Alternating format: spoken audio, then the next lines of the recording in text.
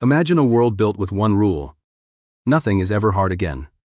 Unlimited food. Unlimited water. Perfect temperature, day and night. No predators. No disease. No danger of any kind. Every need met before you even feel it. A paradise with the difficulty turned down to 0. Now put 8 lives inside it.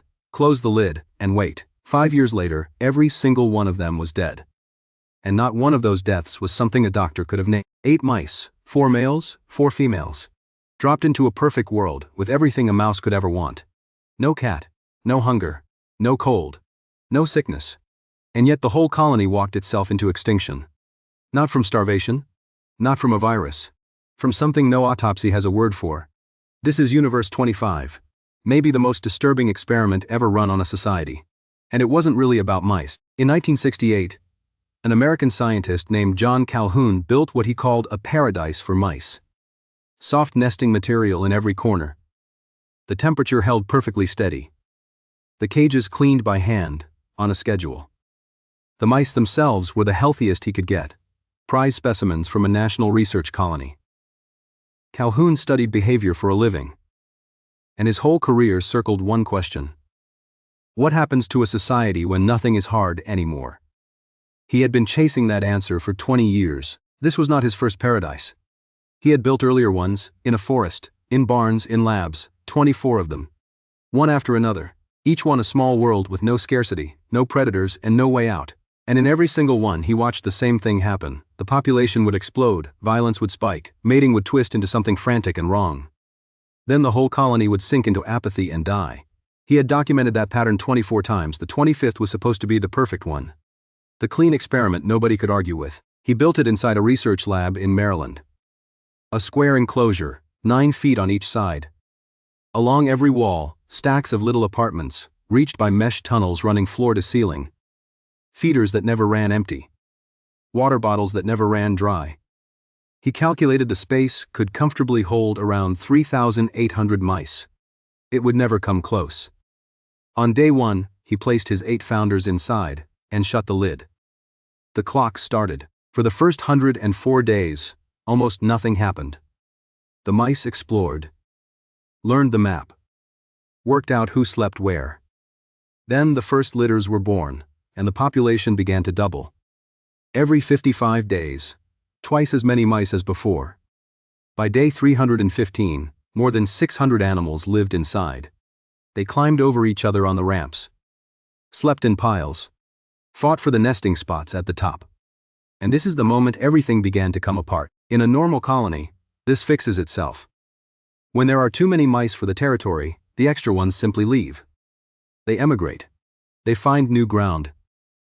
But inside Universe 25, there was no new ground. No frontier. No exit. No somewhere else. The young males with no territory to win and no role to fill started drifting into the center of the pen. They pooled together into listless heaps, healthy, well-fed, and with absolutely nothing to do. The males split into 2 broken halves. One group just switched off. When another mouse attacked them, they wouldn't fight back. They'd lie there, take the damage, get up, walk a few feet, and lie down again. The other group went the opposite way.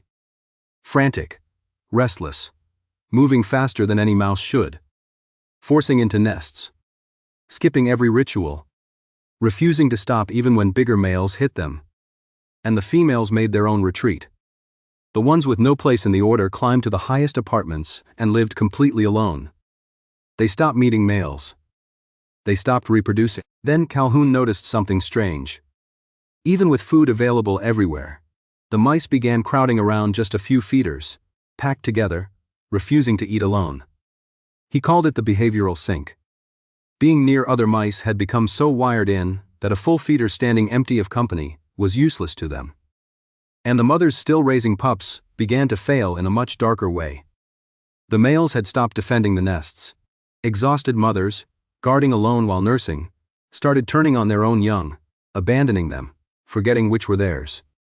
In the worst sections, fewer than 1 pup in 20 lived long enough to grow up. The pups that did survive grew up with mothers who barely cared if they lived. They had no model of a normal life to copy, and when they matured, they behaved like nothing Calhoun had ever seen.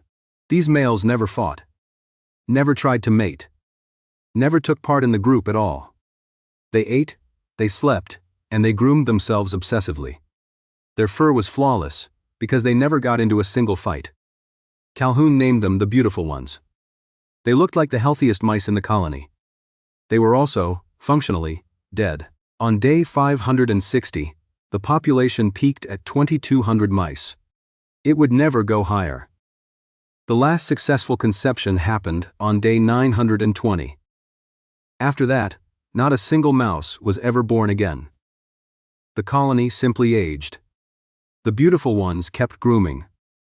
The lone females stayed in their high apartments.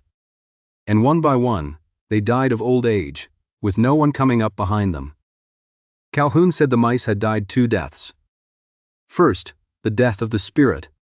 Then, years later, the death of the body. The first one had happened long before the last mouse stopped breathing. When his paper came out, the world grabbed the easy version. Comfort kills, abundance kills, a life without struggle destroys itself. But that's not what Calhoun actually said. His real conclusion was simpler, and worse. The killer wasn't comfort. It was the disappearance of meaningful roles. When there are far more individuals than there are real roles to fill, the ones left with no place stop functioning. The fighters had no one to fight. The mothers defended nests no one helped them keep. The young inherited nothing. The food never ran out, the water never ran out. What ran out was a reason for each mouse to matter. And here's the strange part. We've spent 3 videos with people who had none of this comfort, first Americans who feared nothing, who were free, who owned the night. They were starving, freezing, hunted, and they were rich in the one thing this paradise ran out of: a role, a reason, a place that was theirs. And here's the part almost nobody quotes. Calhoun was not a man predicting doom. He spent the rest of his life not forecasting the collapse, but trying to prevent it.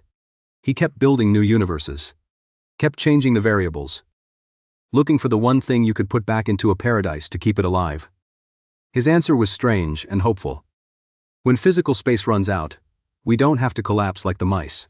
We can expand into conceptual space, into ideas, into new kinds of work, into building roles that didn't exist before. He called it a long phrase for a simple idea: keep making new reasons to be here. Because the experiment is still sitting there in the data. A perfect world. 8 lives. 5 years. A total extinction, and a cause of death no report could ever name. The mice never had a choice. You still do. So what's the role you'd refuse to give up? Tell me in the comments. And if the ancient world keeps pulling at you, the first 3 chapters are waiting.